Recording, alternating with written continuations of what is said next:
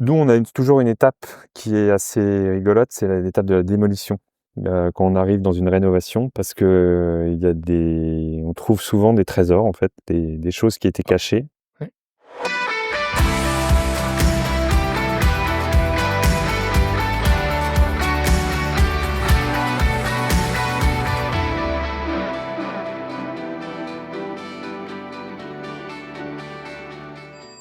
Il conçoit des lieux chaleureux et singuliers, où chaque détail raconte une histoire. Et il est derrière certaines des adresses les plus inspirantes de l'hôtellerie et de la restauration en France. Aujourd'hui, je reçois un architecte d'intérieur pour explorer comment l'architecture peut transformer l'expérience client. Bonjour Michael Malapert. Bonjour Maxime. Je suis très content de pouvoir enfin t'avoir sur le podcast, Michael. Je dois dire que ça fait un petit peu de temps que je te cours après, Bordeaux et d'autres villes. Bon, dis-moi, tu travailles où en ce moment? Ah alors en ce moment on est un peu à pas mal d'endroits, on est à Athènes, on est à Madrid, à Nice, à Bordeaux, à Paris. Waouh! Bon, tu vas peut-être pas pouvoir nous détailler tous les projets, mais j'espère que tu vas nous parler de quelques-uns parce que moi je suis un petit peu ce que tu fais, à Bordeaux notamment. Je dois dire que je suis assez fan du résultat, mais donc on va pouvoir, citer quelques-unes de tes adresses. Je te propose avant ça que tout simplement tu te présentes, que tu nous racontes un petit peu, qui tu es et comment est-ce que tu es devenu architecte d'intérieur puisque je t'ai présenté comme tel. Ouais. Oui, alors en effet, moi j'ai baigné un peu là-dedans depuis le départ puisque mon papa est lui-même architecte. D'accord. Donc j'ai grandi un peu dans cet, univers-là où, au milieu des tables à dessin, parce qu'à l'époque, il y avait encore des tables à dessin, il y avait encore des compas, des équerres, tu vois? Tout ce Ça se qui fait plus comme aujourd'hui a ça. Alors disparu. je suis plein de clichés moi, mais j'ai aucune idée de comment est-ce qu'on fait de l'architecture, Alors maintenant, il y a intérieure des aujourd'hui. logiciels qui Logiciel sont 3D? Ou Pixar? logiciels 3D, ouais, qui permettent en effet de faire des plans, alors qu'avant tout se faisait à la main. Mmh. Et donc ça m'a un peu, si tu veux, dès le départ sensibilisé à l'espace, au plan, à l'univers de l'architecture. Et puis, d'un autre côté, j'ai, une maman qui était dans les médecines douces. Et en fait, quand tu associes, la notion d'espace à la notion du confort du corps, de l'attention au corps, ça t'emmène vers l'architecture d'intérieur. Donc c'est un peu, si tu veux, la combinaison de ces 2 influences aussi, je pense, qui m'ont amené là-dedans. C'est vrai que l'architecture en elle-même, Heu, est un peu moins tu peux un peu moins t'exprimer sur de l'architecture pure parce que, tu construis dans des contextes assez, contraints et ça nécessite de moins marquer les choses. Alors qu'en architecture d'intérieur, à l'inverse, on va te demander d'être un peu plus créatif et la créativité, c'est pour moi un élément essentiel, un élément vital Mmh. et donc c'est ça aussi qui m'a poussé à aller dans cette voie. Voilà, donc en fait, j'ai un peu grandi là-dedans. Si tu veux, si un jour il devait y avoir un film sur ma vie avant, le la créa avant de comprendre que la création c'était vital pour moi, ma vie serait en noir et blanc et le jour où je le comprends dans mes études, d'art, ma vie passe en couleur. Donc Très bien, ouais, c'est très clair ça. ça crée un moment, une transformation et Ouais. d'évidence. Et on fait quoi comme étude pour devenir architecte, d'intérieur? Alors j'ai déjà posé cette question à Thomas Eustache qui lui a fait de l'architecture. Donc Ouais. moi je comprends maintenant depuis assez récemment, hein, je veux dire la différence entre l'architecture et l'architecture d'intérieur. Mais mes auditeurs aussi puisque on peut les renvoyer vers l'épisode avec Thomas Eustache. On a eu également Teresa Gazier qui faisait de l'architecture d'intérieur et Sébastien Romisvili pour du FF&I. Toutes ces Ouais. thématiques étant quand même pas mal, liées, ça fait Oui. un beau package. Mais je veux bien que tu nous dises, voilà, comment on peut devenir un architecte d'intérieur aujourd'hui? Alors en effet, il y a différentes voies, on peut passer par l'architecture pure, on peut passer par il y a pas mal d'écoles aussi d'architecture d'intérieur et moi je suis passé par une école d'art et de design qui m'a ensuite amené vers l'architecture d'intérieur. Excellent, Voilà. très bien. Et c'est combien d'années d'études? Je sais qu'en archi, c'est assez cadré, mais est-ce que pour intérieur, ça dépend vraiment du parcours, De des 5 ans en spécialités? général. 5 ans. 5 ans, sachant que, comme pour l'architecture, quand tu sors de l'école, tu ne sais rien et que c'est vraiment la pratique qui va te faire, comprendre, le métier et pouvoir te C'est bien de le rappeler. Tu sais, dans voilà. l'hôtellerie-restauration, c'est aussi beaucoup comme ça Voilà. et dans énormément de métiers, je pense, Ouais, il y a plein d'étudiants qui nous écoutent, donc c'est bien de leur rappeler. J'aime bien dire, moi, que l'école t'apprend à apprendre, mais c'est quand même beaucoup après sur le terrain c'est ça. que tu te développes. Mmh. exactement. Et qu'est-ce que tu as fait alors après ces années-là d'études? Et ben, donc je suis passé, dans des agences dont celle de Philippe Starck et puis, j'ai travaillé sur des projets d'architecture d'intérieur donc, restaurants, hôtels, essentiellement qui sont, pour moi aujourd'hui, la majeure partie de mon activité et c'est un univers en fait que je qui me convient très bien parce que c'est des univers où on nous demande de créer des identités, ce qu'on demande moins par exemple sur des sujets plus, domestiques comme des appartements ou des maisons Oui, et donc ça j'ai prolongé si tu veux cette initiation à ces sujets-là, dans mon activité personnelle quand j'ai décidé de c'est monter beaucoup mon plus agence. créatif pour le coup, j'imagine, un Beaucoup plus hôtel-restaurant par créatif. rapport à Ouais, un tout à fait, appartement ou une maison. tout à fait et c'est ça qui rend l'activité intéressante et aujourd'hui, donc on est une agence, d'architecture d'intérieur basée à Paris, d'une dizaine de personnes qui travaillent en hospitality, donc hôtellerie-restauration majoritairement et lieux de vie en général et sur du, on va dire 4 et 5 étoiles. Hem, voilà qui est si tu veux l'hospitality, c'est aussi un secteur qui en ce moment, je trouve, est un des secteurs les plus intéressants, tous secteurs confondus. Mmh. Parce que c'est un secteur qui est très innovant, où les choses ont pas mal bougé, pour différentes raisons et aujourd'hui, c'est aussi un secteur qui infuse dans d'autres domaines de la société.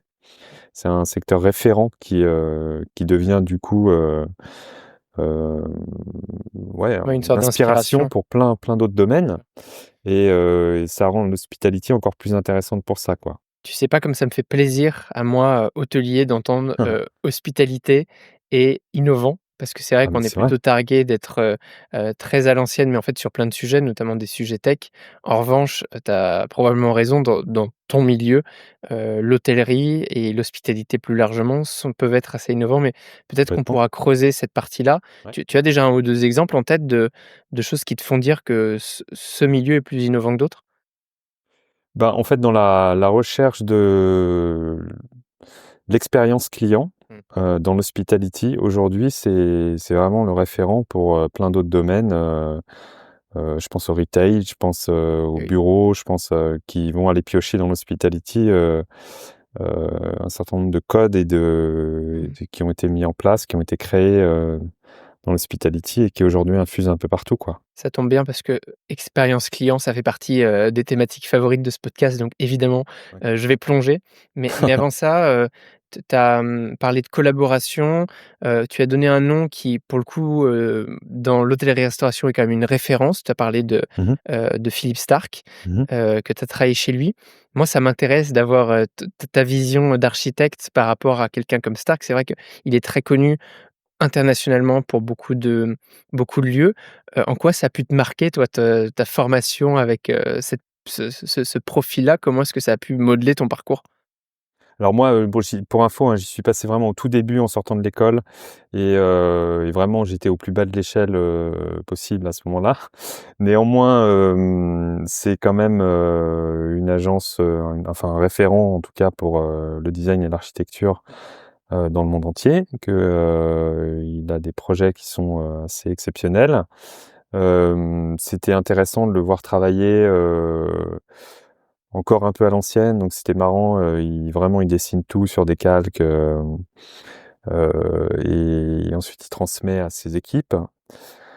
Mais enfin, d'avoir eu la chance d'être passé,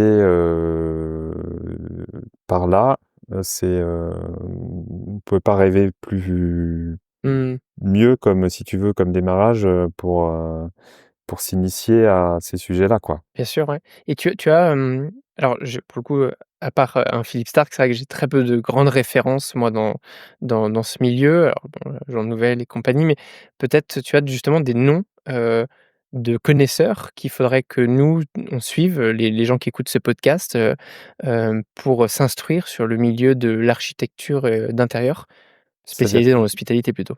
tu veux des grands noms, du secteur, quoi, c'est Oui, ça? pourquoi pas, oui, je ouais. Alors, dans les, heu C'est pas facile parce que je te demande de choisir, hein. ouais, c'est ça. Non, ben, dans les tu Gilles Boissier, par exemple, tu Mmh. as, Dorothée Mélichon, tu as Hugo Toro, tu as qui sont un peu les noms, qui marchent bien en ce moment et Mmh. qui sont un peu percutants. Oui, Dans les plus anciennes références, tu as un Jacques Garcia ou un Christian Liègre, par exemple, qui sont aujourd'hui des icônes. ouais, Voilà, par excellent. exemple. Et bon, en effet, toutes ces personnes, elles façonnent ce milieu. Donc on comprend qu'il y a un rapport entre l'architecture d'intérieur et l'hospitalité.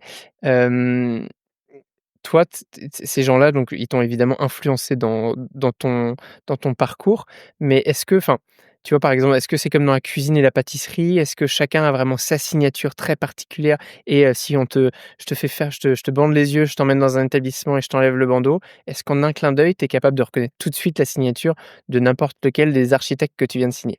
Oui, je pense. Ah oui. Parce que chacun a un peu son univers et son style, donc on retrouve des codes ou des matières ou des couleurs ou des dessins qui vont être la signature d'une personne. Mmh. C'est vrai C'est drôle. qu'entre un Jacques Garcia ou un Christian Liègre, qui ont des styles assez différents, en 3 secondes, on comprend si on est chez l'un ou si on est chez l'autre, quoi.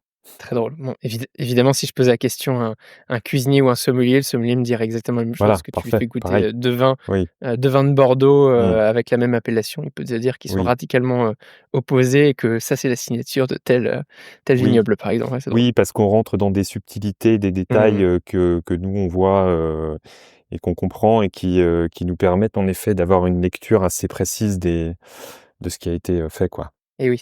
J'imagine que dans ton parcours, tu as dû voir plein de choses assez folles. Tu as peut-être une anecdote marquante ou insolite que tu as envie de nous partager sur, ces années de vie-là?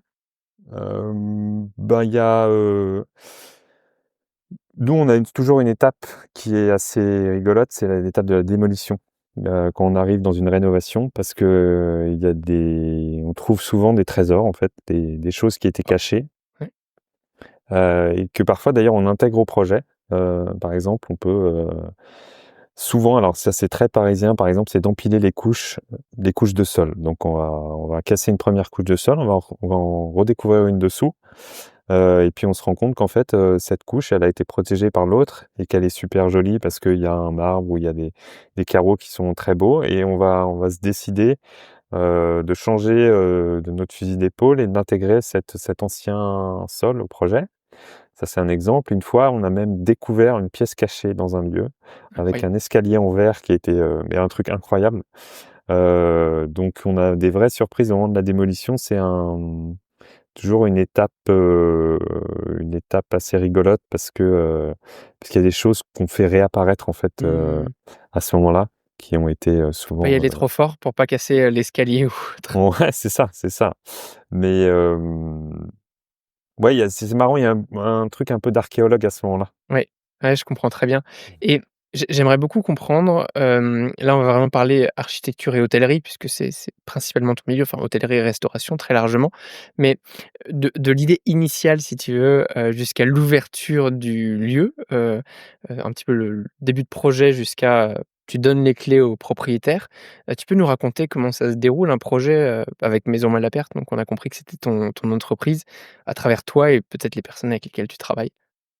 Oui, bah, en fait, au départ, il y a souvent une étape d'analyse, hein, du contexte et du site et de l'environnement où on va aller, regarder, le bâtiment, qu'est-ce qu'il raconte, pourquoi, il a été fait comme ça, quelle est la clientèle autour, quelle est l'histoire du quartier, de la ville, du secteur et ça va nous permettre de nous donner comme ça une base de travail, une base de recherche, qui va nous servir à construire une histoire. C'est important pour nous, heu, d'avoir une histoire ça va être la colonne vertébrale du projet, donc il faut qu'on trouve cette colonne vertébrale Oui. qui va ensuite nous permettre d'ailleurs d'organiser tout autour de cette colonne vertébrale, c'est-à-dire, bah, le nom, le graphisme, Mmh. heu, même le F&B quelquefois parce que plus on est cohérent, plus on est percutant. Et donc cette histoire, elle est importante et c'est important qu'elle ait du sens et en fait, pour qu'elle ait du sens, ça nécessite d'analyser le contexte. Donc une fois qu'on a trouvé cette histoire, on va la décliner architecturalement. Ouais. On va aller la la Et est-ce la que, trans pardon, mais comme c'est enfin, ouais, pour toi, ça doit être probablement très clair, mais j'essaie de penser à ceux qui comprennent pas bien cet oui. environnement. Tu es capable de le donner peut-être avec un cas client, un exemple d'établissement avec lequel tu as travaillé? Parce que moi, j'aimerais bien comprendre quand tu dis: «L'idée, c'est qui? C'est le propriétaire qui vient vers toi?» Est-ce que c'est l'architecte qui travaille peut-être déjà sur le projet ou une tierce personne à laquelle j'aurais pas pensé? Est-ce que c'est un mélange de tout ça pour que vous posiez les idées sur le papier et que toi, derrière, tu dises: «Ah oui, tiens, ça, c'est le contexte et je peux créer là-dessus»? Parce que toi, tu as l'air hyper à l'aise avec ce monde abstrait, je t'avoue que moi, un petit peu moins. Non, mais oui, alors, en effet, ça peut alors quelquefois le client a une idée et on fait évoluer. Quelquefois, il a pas du tout d'idée, il nous demande de construire quelque chose. Quelquefois, la marque aussi avec laquelle on travaille apporte une partie de la réponse, mais jamais entièrement. Et donc si tu veux, en fonction des projets, ça peut être assez différent en termes de chemin. Néanmoins, le résultat reste le même, c'est qu'à la fin, il nous faut une colonne vertébrale pour le projet, une histoire, quelque chose qu'on vient raconter qui Mmh. qui qui ensuite va définir l'identité du lieu. Et c'est important qu'on trouve cette identité parce que c'est tout découle de ça, en fait. Alors, je vais te donner deux trois exemples. On a fait un hôtel à Paris qui s'appelle Le Chouchou. Oui. Le Chouchou, en fait, c'est un hôtel qui est dans un quartier de bureaux et alors, a priori pas très rigolo et en fait, on a décidé justement de prendre le contre-pied de ce quartier de bureaux et de faire un lieu qui soit une sorte de guinguette urbaine, que s'approprient les riverains et qui devienne un point de rendez-vous pour le C'est quartier. que de la restauration, hein, chouchou? Chouchou, c'est un hôtel, de C'est la hôtel aussi? restauration, un bar, D'accord. voilà en fait, des exemples comme ça, il y en à chaque fois qu'on arrive dans un contexte, on essaye de raconter une histoire en fonction de ce contexte. Il y a un autre projet sur lequel on pourra peut-être revenir un peu plus tard, qui s'appelle le Boudoir des Muses, par exemple, qu'on vient d'ouvrir dans le Marais. C'est un bâtiment donc qui a été au fil des siècles un couvent, un bordel et un théâtre. Donc Waouh! en fait, pour nous, c'est génial parce que, tu as cette histoire qui est super riche et donc on va aller piocher dans cette histoire des références qui vont nous aider à construire le futur lieu, Mmh. voilà. Hop, hop, hop, j'interromps quelques instants votre visionnage de l'épisode, simplement pour vous dire que vous êtes de plus en plus nombreux à me suivre sur YouTube et je vous en remercie. Vous l'avez vu, je mets beaucoup d'énergie pour que tous les épisodes soient filmés depuis le début de l'année 2024. Pour m'encourager, pensez à mettre un like et si vous n'êtes pas abonné, faites-le. Vraiment, ça m'aide beaucoup et ça me permet de continuer de grandir et de vous proposer des épisodes toujours plus qualitatifs. Allez, je vous arrête pas plus longtemps et retour à l'épisode. Et là encore, tu te mets d'accord avec le client, tes forces de proposition, comme tu disais, il y a des clients qui peuvent avoir plein d'idées, d'autres pas Mmh et mh. peut-être bien comprendre aussi l'architecte, puisque maintenant que je fais mieux la différence grâce à l'épisode avec Thomas Eustache, lui l'architecte, il est contacté peut-être déjà avant toi? Ou est-ce Oui. que les 2 sont généralement il est avant toi, c'est ça? Alors, souvent il est avant moi parce qu'il a souvent une étude de faisabilité à faire. Oui. De voir, comment est-ce que l'hôtel, combien de chambres on va pouvoir obtenir, quels sont les espaces, il a un permis à poser. Donc lui, quelquefois on démarre ensemble, hein, ce qui est pour nous l'idéal parce qu'en fait, souvent sinon il a un permis modificatif à poser dès que nous on commence à rentrer dans les intérieurs. Là, en effet, l'étude de faisabilité, donc il arrive Mmh. nécessairement avant nous. Après, c'est un dialogue à avoir avec lui, sachant que souvent, dans l'hospitality, c'est quand même l'architecte d'intérieur qui donne l'identité, quoi, hein. D'accord. C'est nous qui sommes force de proposition et qui apportons cet élément au projet. Mmh, complètement, ça c'était pas évident pour moi, tu vois? Ouais. Et alors évidemment, on comprend, notamment à travers les exemples que tu nous as donnés, que l'architecture d'intérieur, on ne crée pas toujours à partir de zéro. Il y a pas beaucoup de lieux, qui sortent de terre sans rien. Comment tu fais justement pour améliorer l'existant, garder, l'historique dans le cas d'un exemple comme celui que tu nous as donné, tout en modernisant et en gardant en tête le scope, un peu le prisme hôtellerie-restauration et en fait la fonction que va devoir avoir le futur bâtiment. Ouais. Bah, si on parle du Boudoir des Muses là, donc qui est cet hôtel particulier dans le Marais qui est classé, donc difficilement modifiable. En fait, il y a eu tout un travail d'adaptation du bâtiment existant à un contexte hôtelier, qui a été fait par un architecte, et ensuite, nous, on est venu à poser, si tu veux, l'histoire à l'intérieur de cette coque. Hem et donc ça nécessite de prendre en effet, dans ce contexte-là, en compte les éventuelles remarques qu'on peut avoir des architectes et bâtiments de France, où ils nous disent: «Là, ça vous touchez pas, ça il faudrait le remettre en valeur».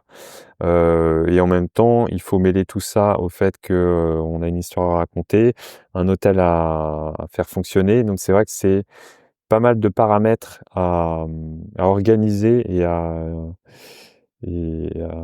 créer pour créer cette symbiose qui te permette d'arriver à ton résultat final, quoi. C'est beaucoup de Mmh. réunions, c'est beaucoup d'essais, c'est beaucoup de de plans Et qui vont nous emmener au résultat final. pareil parce que j'arrive pas à le matérialiser, c'est dingue. En termes de temps, tu dis beaucoup de réunions. Il va se passer combien de temps entre le moment où on te contacte et le moment où tu commences à démarrer dans l'établissement, à faire vraiment de l'architecture d'intérieur, en moyenne? Alors, tu veux dire au mom en le temps qu'on prend pour créer Bah, cette on te identité? contacte, on dit: «Bonjour, vous Ouais. êtes donc, Maison Malapert, Mmh. voilà, moi j'ai un établissement, il est dans le Marais, heu, je suis hôtelier, j'ai quelques idées, voilà, c'est ça le plan, voilà mon Ouais. architecte, débrouillez-vous». Et à partir de quel moment tu commences toi à mettre en place dans le bâtiment, en fait, dans l'établissement et à, enfin, construire ou amener ton expertise réellement? Bah, il nous faut, on va dire, 2 mois pour trouver l'histoire, pour, poser l'identité, pour, commencer à voir un peu comment les espaces peuvent fonctionner, et après un déroulement d'un dossier pur, c'est-à-dire les dossiers, ce qu'on appelle nous les APS, APDDCE, qui sont des Waouh, des phases d'architecte, l'avant-projet sommaire, avant-projet définitif et dossier de d'accord. consultation des entreprises. Mets-moi les sous-titres. Voilà.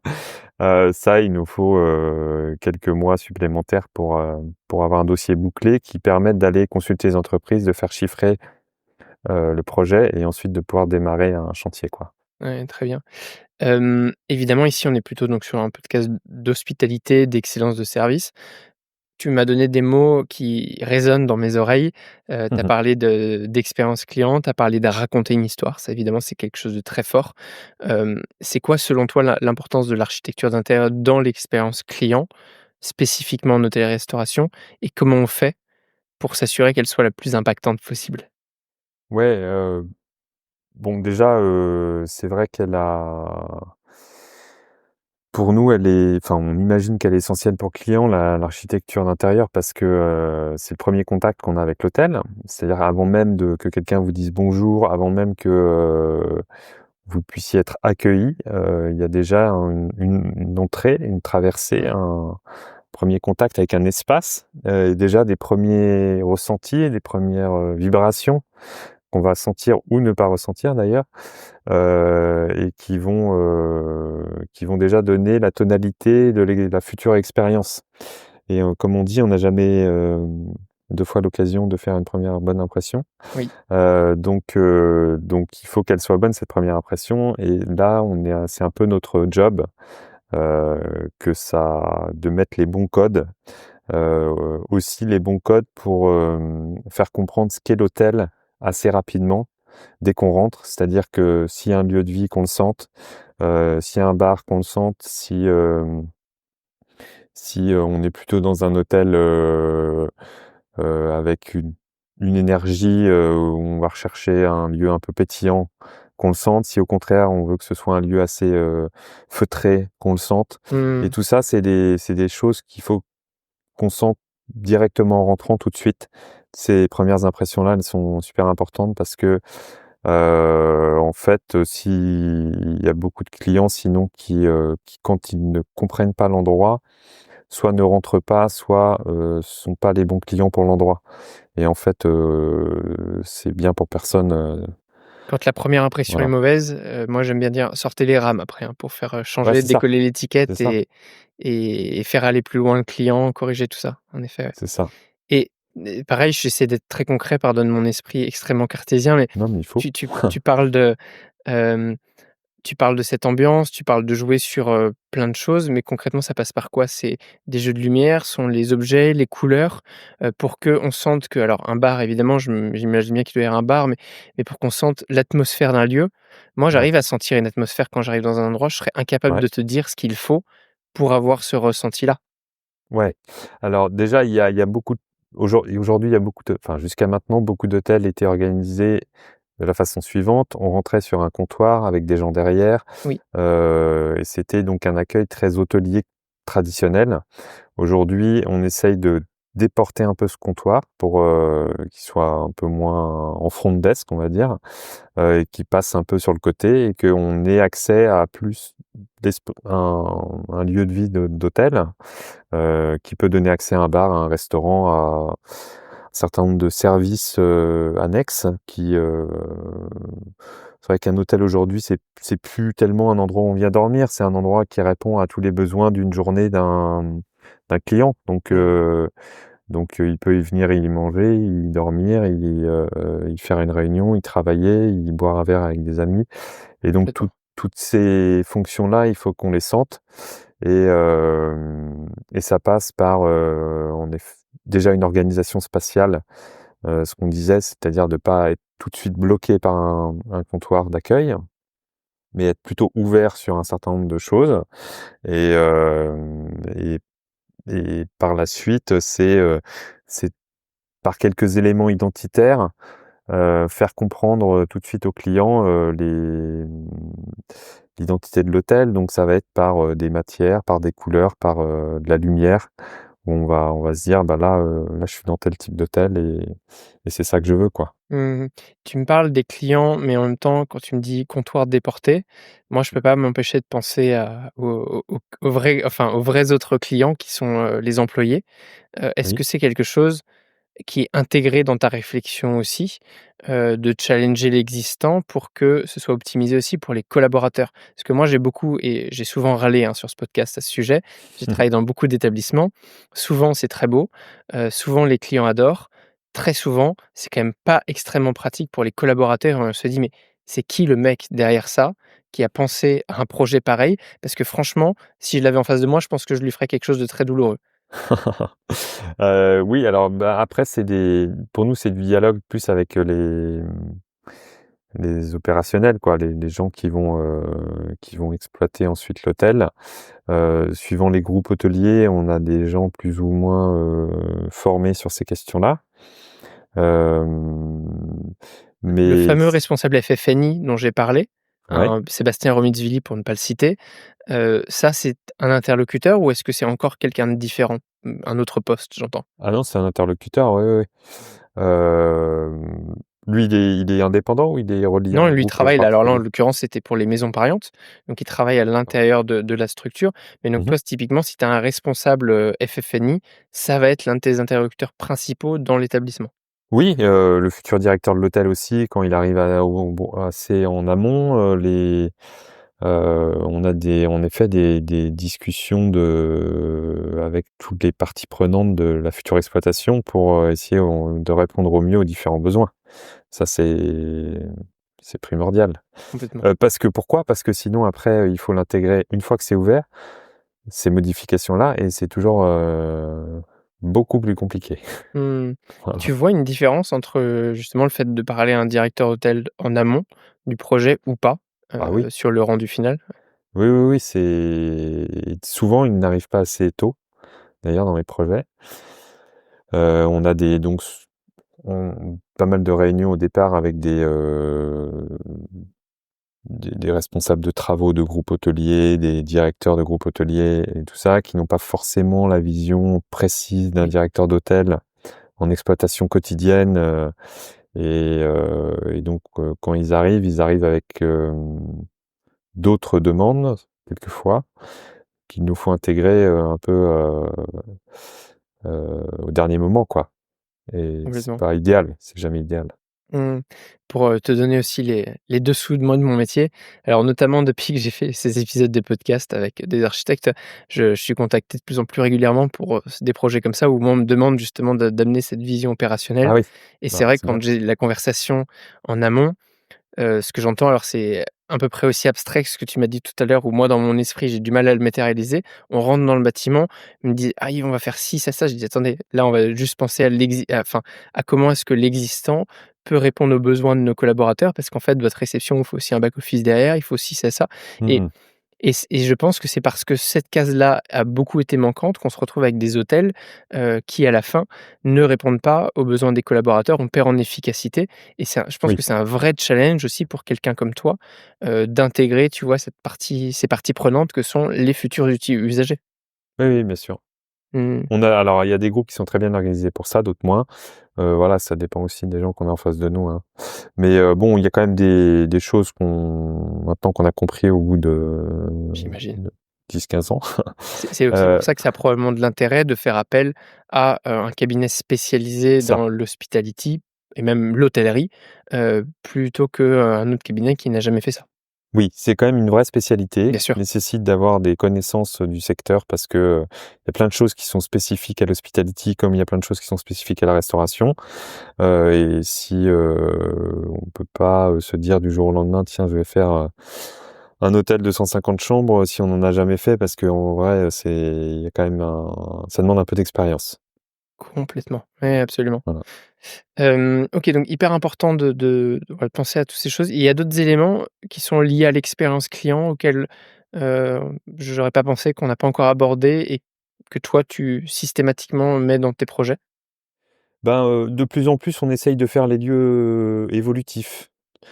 Tu vois, en fonction de la journée, le lieu, le matin, il va avoir une certaine, atmosphère et puis, dans l'après-midi, une autre et le soir, encore une autre. Alors ça passe pas mal par la lumière, mais ça passe aussi quelquefois par une manière d'organiser l'espace, de manière différente en fonction des moments de la journée qui vont te permettre, de ressentir d'autres choses dans le même établissement.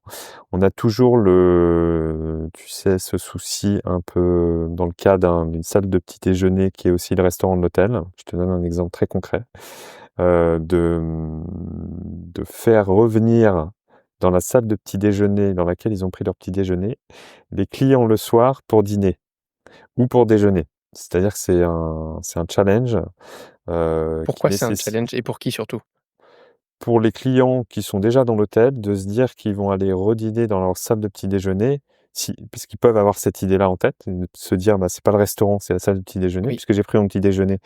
Il y avait un buffet ce matin, j'ai pris mon petit déjeuner, c'est la salle de petit déjeuner». Mmh. Donc aujourd'hui, on essaye en effet d'avoir des lieux évolutifs qui permettent aux clients d'avoir une autre perception du même espace en fonction des moments de la journée. Excellent. Donc en effet, jouer sur la lumière, l'éclairage, que tu Ouais, peux enfin, lumière naturelle ou artificielle, la peut-être, je sais musique, oui, musique. l'animation, Mmh. des choses qui apparaissent et qui disparaissent, tu vois?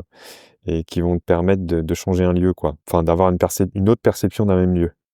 Ah excellent.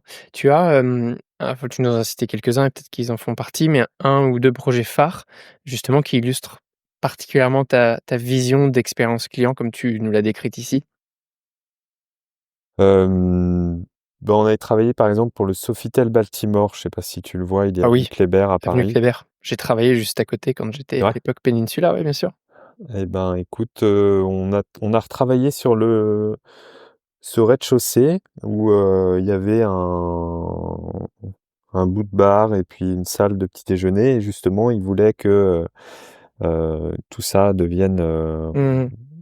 un peu plus expérientiel et un peu plus sexy pour les clients. Donc on a retravaillé sur l'idée des sports clubs, un peu américains, tu vois? La Ralph Lauren, un côté un peu chic, décontracté, qui cherchait à avoir, donc le côté évidemment élégant du 16e, de l'avenue Kléber. C'est un hôtel quand même où il y a pas mal de diplomates, qui passent et tout ça Oui. et en même temps rapporter une certaine décontraction, qui permettent, voilà, de rendre le lieu, plus sexy et donc on a travaillé sur cette idée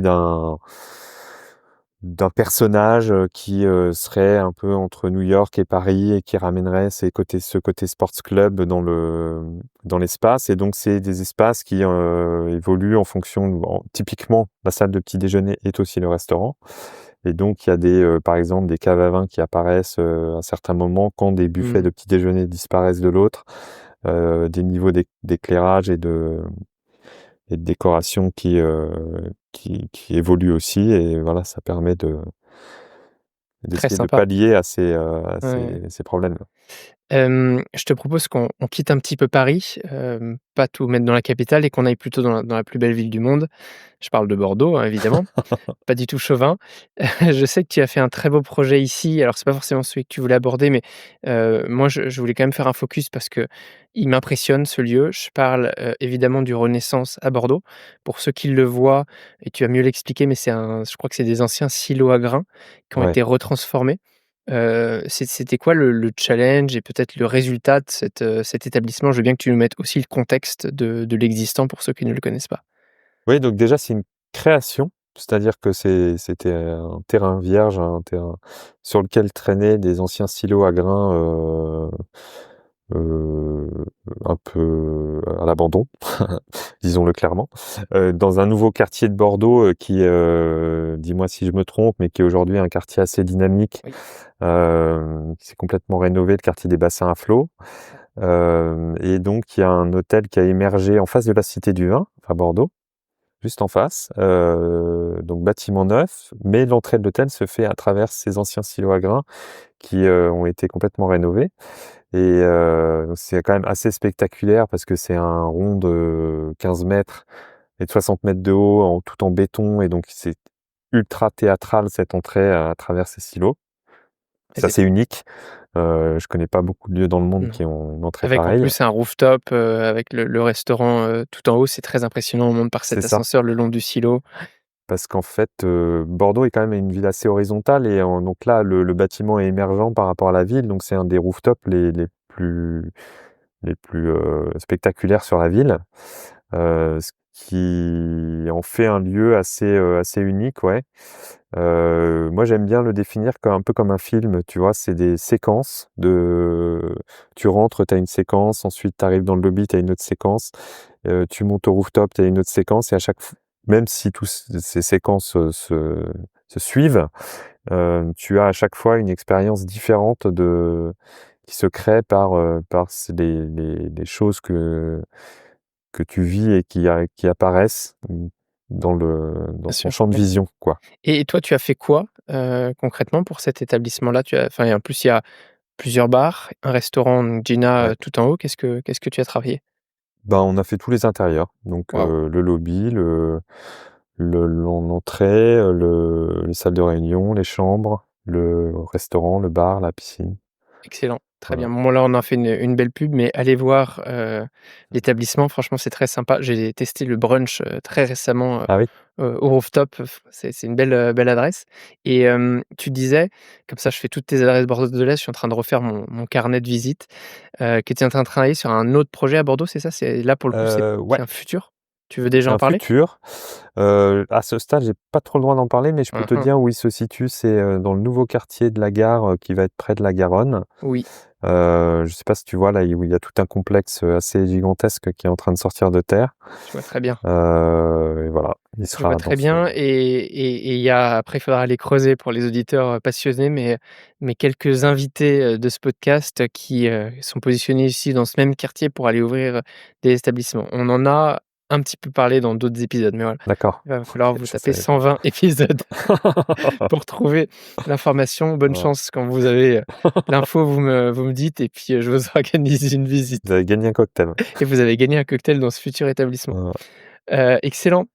Écoute, on a fait un très beau tour. Il y a quand même une question qui me brûle les lèvres, je peux pas m'empêcher de te la poser. C'est la notion de développement durable. Quand tu fais tous tes projets, à quel moment et comment tu intègres les notions de RSE et de durable particulièrement, dans tes projets? Alors écoute, on est maintenant à peu près sur tous les projets soumis à des classements, parce que les hôteliers ont aussi fait cet effort-là de l'intégrer maintenant dans leurs projets, ce qui n'était pas forcément le cas, il y a quelques années. Oui, Mais des labels que tu connais peut-être déjà comme HQE, comme le BRIM, bien sûr. comme la Clé verte, comme des choses comme ça qui pour nous, nous oblige et c'est très bien à, répondre à un certain nombre de normes environnementales sur les matériaux qu'on prescrit, sur, la manière dont le projet est conçu, sur l'éclairage, sur, Mmh. l'accueil des personnes et c'est très bien et donc je dois dire qu'aujourd'hui, sur les projets qu'on a en cours, je pense qu'on a tous, sur tous les projets, on a un classement à obtenir, qui nous donne un objectif. Ce qu'on n'avait pas forcément avant, enfin ce qu'on faisait avant, mais de manière plus empirique, quoi. Un peu de notre côté, un peu on se dit: «Tiens, bah, là, on va faire ça comme ça, on va faire ça comme ça». Aujourd'hui, on va dire qu'il y a des tableaux avec des pourcentages, des cases à atteindre et tout ça. C'est plus scientifique Mmh. et c'est bien. Et puis après, c'est aussi l'intégration dans, l'exploitation de l'hôtel.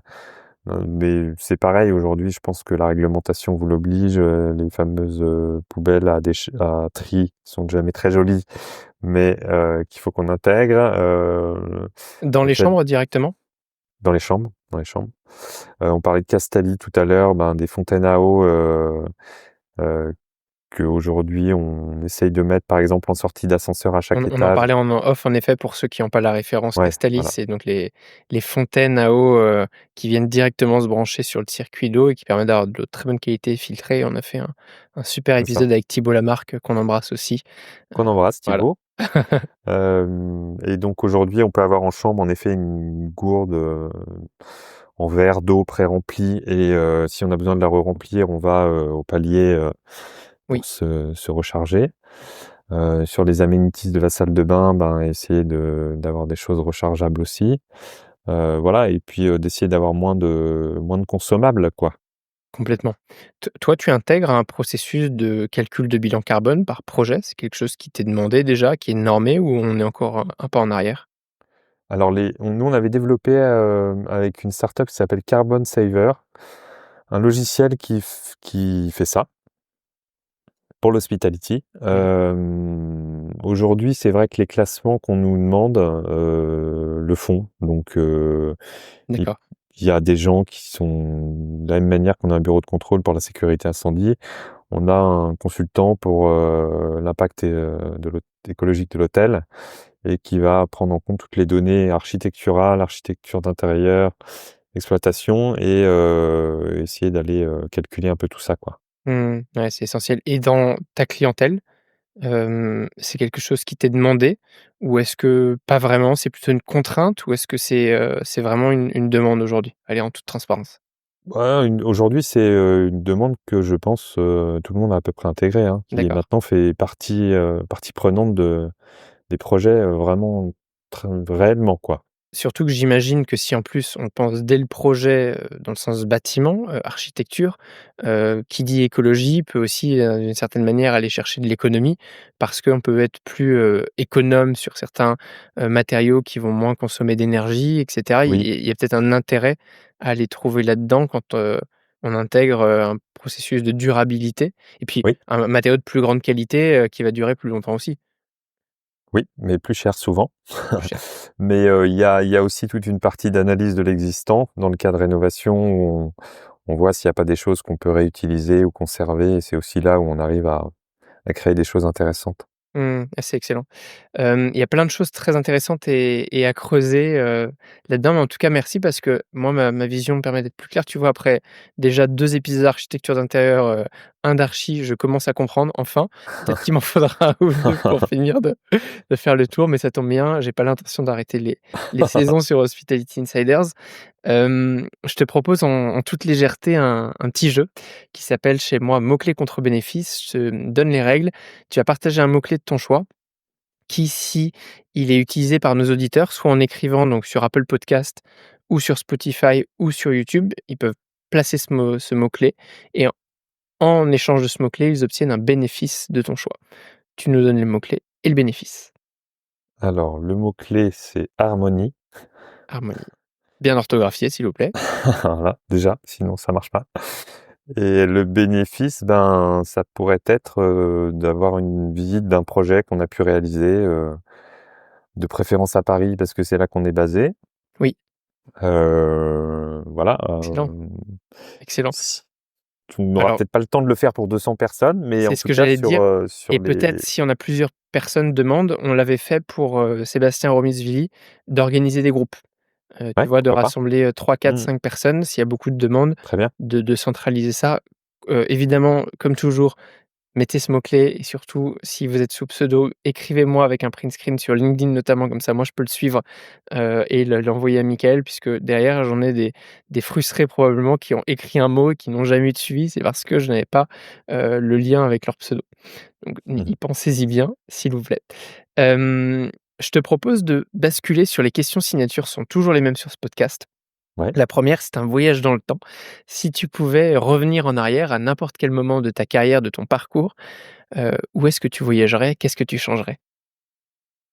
Alors, si je devais me parler à moi plus jeune, Mmh, hem, je dirais à cette personne de peut-être un peu se détacher de c'est vrai qu'en architecture d'intérieur, souvent, il y a des tendances,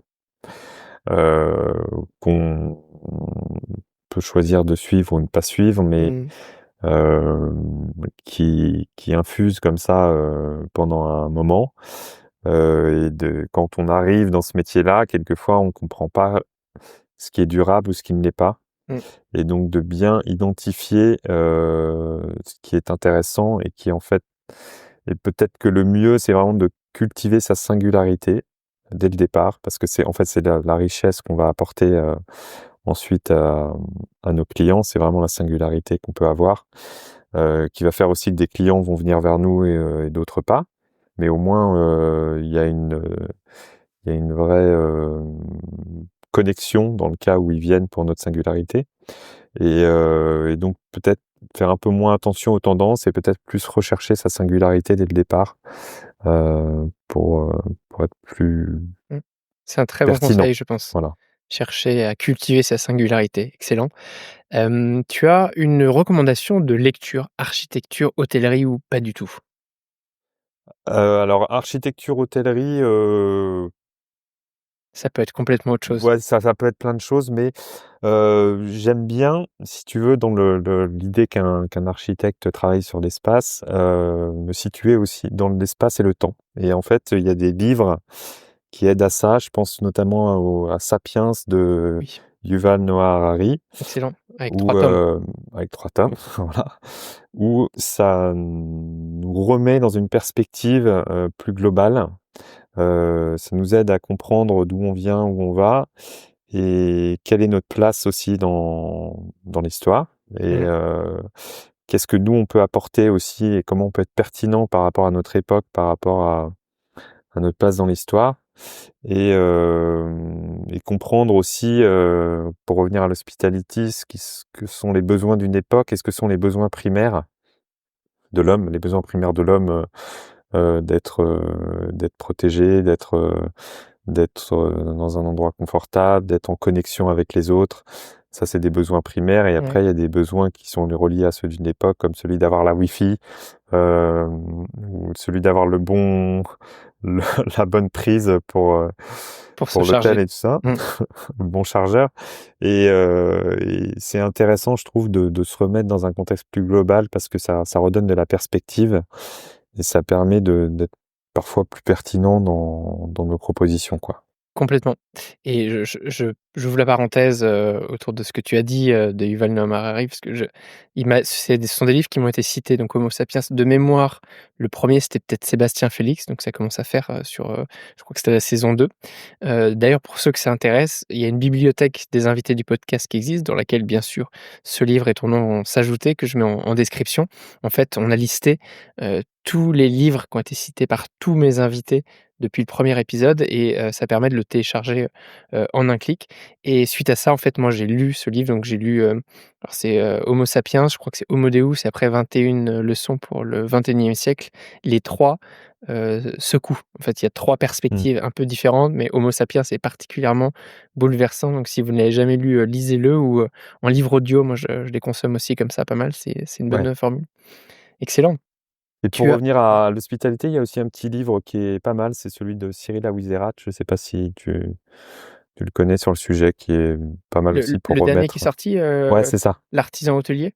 l'artisan hôtelier. Alors je lui en veux parce qu'il m'a piqué mon titre, Ah mais je mince! n'ai pas encore eu l'occasion de lui dire. Je vais attendre de l'inviter pour pouvoir en parler. Par contre, je n'ai pas encore lu le livre, Ah donc je vais peut-être d'accord. commencer par ça et j'en discuterai avec lui, après. C'est une très bonne référence en tout cas. Est-ce que tu as, dans cette lignée ou une autre évidemment, une citation favorite, un mantra que tu aimes te répéter? Alors, il y a en effet une phrase que j'aime bien. Alors je te la dis doucement. «La tradition n'est pas le culte des cendres, mais la préservation du feu». Alors j'aime bien cette phrase parce que, dans l'hospitality, dans la restauration, dans la culture française, il y a quand même une tradition qui est assez forte, des codes qui sont forts, un savoir-faire, un art de vivre qui est important et qui est incroyable même, qui est unique et on peut parfois se dire que tout ça doit être préservé, mais on ne peut préserver ces choses-là et la richesse de ces choses-là qu'en les faisant aussi évoluer avec son époque et donc c'est important de rester ouvert, de rester, pouvoir adapter les choses à des nouveaux besoins et que c'est comme ça qu'on fait le mieux, vivre, un secteur ou Ouais, voilà, on peut mieux répondre aux besoins d'une clientèle, quoi. très bien. On prend en effet pas la citation la plus facile à comprendre, mais tu fais bien de nous donner les explications pour bien la détailler. Qui est-ce que tu aimerais, voir et entendre après toi sur Hospitality Insiders? Alors écoute, je pensais à, un groupe qui s'appelle L'Alchimiste, qui est, peut-être que tu connais donc Le café? un mixologue qui s'appelle Mathias Giroux et son associé qui s'appelle Mélinda Guérin et ils créent, eux, des expériences mais liquides, heu, pour les lieux d'hospitality, notamment, mais essentiellement et j'aime bien leur travail parce qu'ils viennent, vraiment créer des expériences signatures, dans le F&B pour des lieux d'hospitality et en prolongation des expériences architecturales et donc ils viennent renforcer un peu cette, immersion pour le client Mmh, et ils ont toujours des réponses assez pertinentes et en plus ils travaillent, aussi bien en alcool qu'en no alcool et qu'en infusion, quand ils ont développé un certain nombre de choses qui sont assez pointues, en distillation et en extraction à froid, si je dis oui, pas de bêtises et du coup comme ça ça que je donne, les connais, ouais. ouais, ça donne des choses assez intéressantes. Excellent, beh, je connais la marque, mais pas les fondateurs, donc tu, me mets en relation et je serais très content de faire un Plaisir. épisode, à la fois, F&B et pourquoi pas lié à de l'architecture d'intérieur, comme quoi on arrive à tout lier sur ce podcast. Quel est le meilleur moyen de te contacter? Par quel, biais, par quel réseau? Alors par mail, par Insta, c'est Oui, mail et des Insta, ça nous ouais, va, c'est déjà deux canaux, ouais, très qui distincts. sont consultés tous les jours. Voilà. Ils sont consultés tous les jours. Excellent.